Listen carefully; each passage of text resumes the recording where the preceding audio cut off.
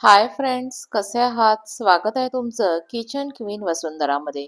उपवासाला रोज रोज 30-30 साबुदाणा खिचडी खाऊन कंटाळा आला. त्यामुळं आज काहीतरी खमंग आणि चटपटीत असं बनवूया असं ठरवलं. तर आज आपण पाहणार आहोत असंच खमंग चटपटीत उपवासाची पुरी कशी बनवायची. तर ही उपवासाची पुरी कशी बनवायची हे जाणून घेण्यासाठी व्हिडिओ आहे तो शेवटपर्यंत पहा आणि चॅनलवर जर नवीन असाल तर चॅनलला सबस्क्राईब करा. त्याचबरोबर शेजारची घंटी सुद्धा वाजवायला विसरू नका. तर आता आपण प्रत्यक्ष कृतीला सुरुवात करूयात.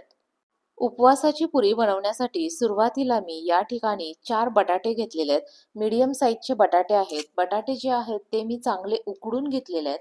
त्यानंतर ते मी थोडेसे थंड होऊ दिलेले आहेत आणि त्यानंतर त्याची साल जी आहे ती काढून घेतलेली आहे. आता हे बटाटे जे आहेत ते आपल्याला बारीक किसणीनं, आलं किसायची जी किसणी असते त्यानं मी काय करणार आहे, खिसून घेणार आहे. ज्यामुळं आपल्याला बटाट्याचा एक चांगला किस मिळेल आणि तो एकसारखा असेल, त्याच्यामध्ये कोणत्याही प्रकारचे गोळे जे आहेत ते राहणार नाहीत. बटाटा जर मी एखाद्या चमच्याच्या साहाय्यानं बारीक स्मॅश करायचा ठरवला असता, तर काही वेळेला त्याच्यामध्ये गोळे राहू शकतात आणि जर गोळे राहिले तर आपल्याला पुरी लाटताना परत आपल्याला प्रॉब्लेम येऊ शकतो. यासाठी मी काय केलेलं आहे, आलं किसायच्या खिसणीनं मग तो पूर्ण असा बारीक एकसारखा करून घेणार आहे. अशा प्रकारे 4ही बटाटे जे होते ते मी बारीक करून घेतलेले आहेत. यानंतर आपल्याला वरी लागणार आहे. का आमच्याकडे याला वरी म्हणतात, काही भागात त्याला भगर सुद्धा म्हटलं जातं. तर वरी किंवा भगर जी आहे ती मी 1 वाटी घेतलेली आहे. ती थोडीशी मी गरम केली होती आणि गरम केल्यानंतर परत त्याला पूर्ण थंड होऊ दिलंय आणि ही आता आपल्याला पूर्णपणे मिक्सरला बारीक करून घ्यायची आहे.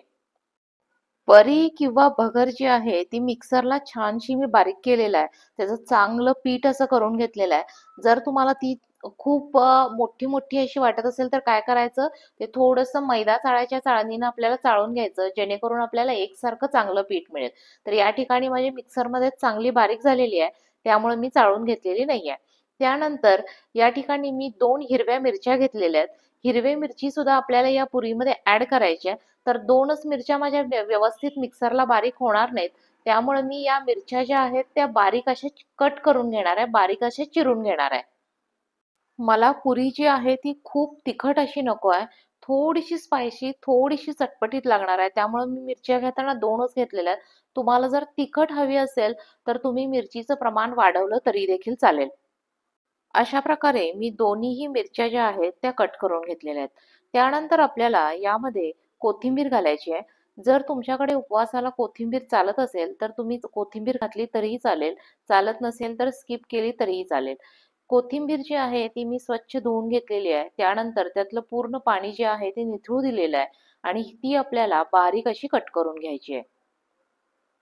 यानंतर आपल्याला यामध्ये चवीसाठी म्हणून अर्धा टेबलस्पून होईल इतके जिरे ॲड करायचे आहेत.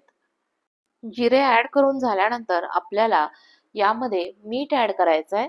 मीठ ॲड करताना आपण बटाट्याचं प्रमाण त्याचबरोबर याच्यामध्ये आपण जे काही वरीचं, भगरचं पीठ जे तयार करून घेतलेलं आहे, ते देखील आपण घालणार आहोत. तर त्याला अनुसरून दोन्हीचा अंदाज घेऊन आपण मीठ घालतोय. सुरुवातीला थोडंसं कमी मीठ घातलं तरी चालेल. नंतर काय करायचं आहे, थोडीशी टेस्ट करून मीठ आपल्याला जर कमी वाटलं तर आपण वाढवू शकतो. तर मीठ जे आहे ते मी याच्यामध्ये ॲड करून घेतलेलं आहे. आता हे सगळे जिन्नस आपण सुरुवातीला मिक्स करून घेऊया. लगेचच जर आपण याच्यामध्ये ते भगरचं पीठ किंवा वरईचं पीठ जर घातलं, तर काय होईल, सगळे जिन्नस एकसारखे सगळीकडे लागले जाणार नाहीत. त्यामुळे सुरुवातीला हे सगळे व्यवस्थित मिक्स करून घेऊया. हे चांगले मिक्स झाले, की नंतर आपल्याला त्याच्यामध्ये जे आपण मिक्सरला वरईचं पीठ तयार करून घेतलेलं आहे, ते आपण याच्यामध्ये ॲड करणार आहोत. सगळे जिन्नस व्यवस्थित मिक्स झालेले आहेत. आता आपल्याला यामध्ये वरईचं, भगरचं पीठ जे आहे ते ॲड करायचं आहे. या ठिकाणी आपण पीठ ॲड करताना सगळं पीठ एकदम ॲड करणार नाहीये. तर जसं लागेल त्या प्रमाणात आपल्याला पीठ ॲड करायचं आहे. सुरुवातीला मी 2 टेबलस्पून होईल इतकं पीठ घातलेलं आहे. आता ते पीठ जे आहे ते या सगळ्यामध्ये मिक्स करून घेणार आहे. हळू आपल्याला पिठाची क्वांटिटी जी आहे ती वाढवत जायची आहे. या ठिकाणी बटाटा हा अतिशय चिकट असतो. त्यामुळं थोडंसं मिक्स करताना आपल्याला ते हाताला चिकटण्याची शक्यता असते.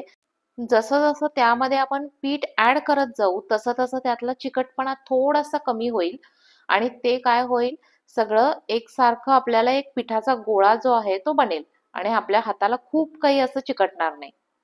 हळूहळू करून मी पीठ जे आहे ते ऍड करत चालले. आपल्याला पीठ ऍड करताना या पिठातलं थोडंसं पीठ आपल्याला पुरी लाटताना लागणार आहे. उरलेलं सगळं पीठ आपण या बटाट्याच्या मिश्रणामध्ये ऍड करणार आहे.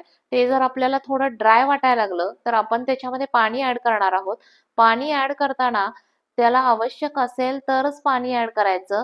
काही वेळेला बटाट्यामध्ये थोडासा पाण्याचा अंश असतो तर त्यावेळी आपल्याला पाणी ऍड करायचं नाहीये. इथं माझा बटाटा जो आहे तो ड्राय होता, त्यामुळं मी 1 टेबलस्पून होईल इतकं पाणी त्याच्यामध्ये ऍड करून घेतलं होतं. पीठ ऍड करताना आपल्याला जवळ-जवळ त्यातलं पाऊण पट पीठ जे आहे ते आपण यूज करणार आहे. थोडंसं पीठ आपण पुरी लाटण्यासाठी म्हणून ठेवून दिलेलं आहे. वरईचं पीठ ऍड करून मी अशा प्रकारे एक चांगला पिठाचा गोळा जो आहे तो तयार करून घेतलेला आहे. तो आपल्याला चांगला मळून घ्यायचा आहे कारण त्याच्यामध्ये चिकटपणा नसतो, जेणेकरून आपली पुरी जी आहे ती फाटता कामा नये. त्यामुळं थोडंसं आपल्याला काय करायचं मळून घ्यायचं. त्यानंतर तो मी 15 मिनिटं रेस्ट होण्यासाठी ठेवून देणार आहे आणि 15 मिनिटं झाल्यानंतर आपल्याला पुरी जी आहे ती लाटायला सुरुवात करायची. पुरी जी आहे ती आपण साईजला खूप मोठी करणार नाहीये आणि थोडीशी आपल्याला ती जाड ठेवायची आहे. त्या अनुषंगानं आपल्याला या ठिकाणी सुरुवातीला पुरी लाटण्यासाठीचे गोळे जे आहेत ते तयार करून घ्यायचे आहेत. खूप मोठे नाही, खूप बारीक नाही, अशा आकारात सगळे गोळे जे आहेत ते आपण तयार करून घेऊयात. पुरी लाटण्यासाठी पिठाचा गोळा घेतलेला आहे. त्याला थोडंसं मी पीठ लावून घेतलेलं आहे आणि त्यानंतर आपल्याला ही पुरी जी आहे ती पोळपाटावर व्यवस्थित लाटून घ्यायची आहे. पुरी लाटताना ती खूप त्याला जोर लावायचा नाही. हलक्या हातानं आपल्याला पुरी जी आहे ती लाटायची आहे. आणि त्याला जर ती चिटकायला लागलं तर आपण काय करतोय थोडंसं त्याला आणखी पीठ लावतोय. पीठ लावताना जास्त प्रमाणात लावायचं नाही. जितकं कमी होईल तितकं कमीत कमी पीठ लावायचं. त्यानंतर ती काही वेळेला काय होतं काठामध्ये चिरण्याची शक्यता असते. म्हणून आपण काय करणार आहोत, ती वाटीनं मी कट करून घेतलेली आहे आणि कट करून त्याला एक चांगला आपण आकार द्यायचा प्रयत्न केलेला आहे. तर अशा प्रकारे पुरी जी आहे ती तयार झालेली आहे. पुरी लाटत असतानाच मी एका बाजूला तेल जे आहे ते गरम करायला ठेवलं होतं. आता त्यामध्ये तयार पुरी जी आहे ती मी सोडलेली आहे. यावेळी मी गॅसची फ्लेम जी आहे ती मीडियम ठेवलेली आहे. त्याच्यामध्ये पुरी सोडलेली आहे आणि त्यानंतर आपण त्याच्यावर तेल जे आहे ते उडवणार आहे. असं केल्यामुळं पुरी फुगण्यासाठी आपल्याला मदत होणार आहे. तेल उडवत राहायचं. त्यानंतर पुरी जी आहे ती मी पलटून घेतलेली आहे आणि परत एकदा आपण ती दुसऱ्या बाजूनं सुद्धा चांगली अशी फ्राय करून घेऊयात. नाजूक हाताने पुरी जी आहे ती मी तळून घेतलेली आहे. त्यातलं तेल सगळं निथळून घेतलेलं आहे आणि अशा प्रकारे आपली पहिली पुरी जी आहे ती तयार झालेली आहे. आता ती मी प्लेटमध्ये जे आहे ते काढून घेणार आहे. अशाच प्रकारे आपण उरलेल्या सगळ्या पुरी ज्या आहेत ते तयार करून घेणार आहोत. या ठिकाणी माझी पुरीची क्वांटिटी जी आहे ती कमी होती. त्यामुळे मी सगळ्या पुऱ्या ज्या आहेत त्या सुरुवातीला लाटून तयार करून घेतलेल्या आहेत आणि त्यानंतर मी त्या सगळ्या ज्या आहेत ते एकदम तळून घेणार आहे. तर जर तुमची क्वांटिटी जास्त असेल आणि कुणी तर हेल्पिंग हँड असेल तर काय करायचं एकानं लाटायचं आणि एकानं तळायचं. असं केल्यामुळं आपल्या पुऱ्या ज्या आहेत त्या काय होणार नाहीत, चिरल्या जाणार नाहीत. जर तुम्ही त्या लाटल्यानंतर चिरण्यासाठी जर खूप वेळ लागला तर काय होईल ती चिरण्याची शक्यता असते. त्यामुळे शक्यतो काय करायचं जितक्या लवकर होईल तितक्या लवकर आपल्याला ते काय घ्यायचंय तळून घ्यायचंय. या पुरीची आणखीन एक विशेषता म्हणजे हे तळण्यासाठी आपल्याला खूप काही तेल देखील लागणार नाहीये आणि त्याची प्रोसेस देखील खूप अशी लेंदी नाहीये. त्यामुळं चटपटीत असा पदार्थ आपण लवकरात लवकर काय करू शकतो बनवू शकतो. तर फायनली आपण सगळ्या पुऱ्या ज्या आहेत त्या तळून आपण तयार करतोय आणि ही पुरी जी आहे ती आपण दह्याबरोबर खाऊ शकतो, बटाट्याच्या भाजीबरोबर खाऊ शकतो किंवा शेंगदाण्याच्या चटणीबरोबर देखील खाऊ शकतो. तर अशा प्रकारे मी सगळ्या पुरी ज्या आहेत ते तयार करून घेतलेल्या आहेत आणि त्या प्लेटमध्ये सर्व केलेल्या आहेत. तर ही होती आपली आजची उपवासाची पुरी बनवण्याची रेसिपी. रेसिपी आवडली असेल तर व्हिडिओला लाईक करा, शेअर करा आणि अशाच नवीन नवीन रेसिपीसाठी चॅनलला सबस्क्राईब करा. लवकरच भेटूया नवीन रेसिपीसह. तोपर्यंत बाय बाय.